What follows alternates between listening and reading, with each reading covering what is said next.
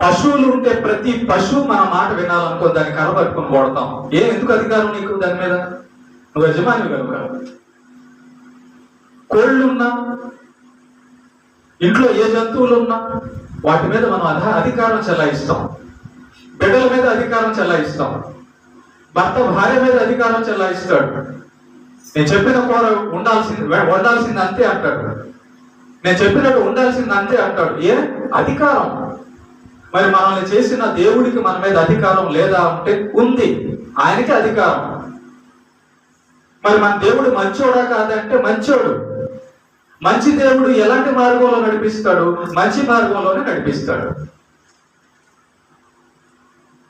కనుక ప్రేమ దేవుని బిడ్డలు గుర్తుపెట్టుకోండి, మనం కింగ్ని ఎన్నుకోవాలి, రాజుని. రాజు అంటే ఎవరు? పరిపాలకుడు. ఎలాంటి పరిపాలకుడు? మనిషి లాంటి పరిపాలకుడు కాదు. యేసు ప్రభుని మనం ఎన్నుకోవాలి మన హృదయానికి, మన జీవితానికి. అప్పుడే మన హృదయానికి కాపలా ఉంటుంది, మన జీవితం బాగుంటుంది. చూడండి, చాలా మంది పలానా అతను నాకు ముఖ్యమంత్రి అయితే బాగుంటుంది అనుకుంటున్నారు. ఇంకొంతమంది ఆ పార్టీ అతను నాకు ముఖ్యమంత్రి అయితే నన్ను నడిపిస్తే బాగుంటుంది అనుకుంటాడు. ఏ పార్టీ వాడు నేను నీతిగా నడిపిస్తాడు? నేను నీతిమంతుడుగా నడిపించేవారు ఎవరో? మనిషి నీతిమంతుడుగా నడిపించలేడు. ఎందుకంటే ఉదాహరణ మనం చూస్తున్నాం. రాజ్యాంగం ఉందిగా, చట్టం ఉందా? మరి ఆ రాజ్యాంగం ప్రకారం పోలీసులైనా, జడ్జీలైనా, ప్రధానమంత్రులైనా, ముఖ్యమంత్రి అయినా నడుస్తున్నారా? వాళ్ళు రాసుకున్న రాజ్యాంగం ప్రకారం వాళ్ళు నడవడం లేదు. పేదోడికి ఒక న్యాయం, డబ్బున్నోడికి ఇంకొక న్యాయం. పక్షపాతం ఉందా లేదా?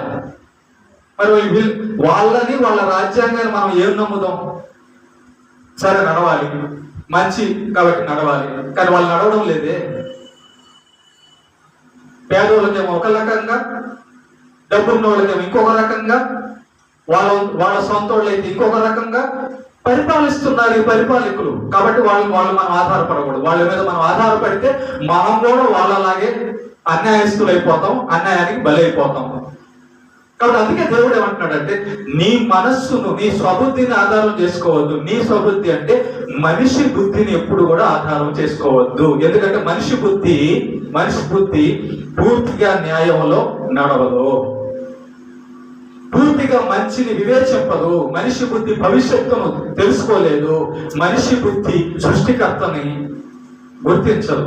ఆయనే మనకు చెప్పాలి, ఆయనే మనకు తెలియచేయాలి. కాబట్టి ప్రేమ దేవుని బిడ్డలారా, మనం ఒక రాజుని మనం ఎన్నుకోవాలి.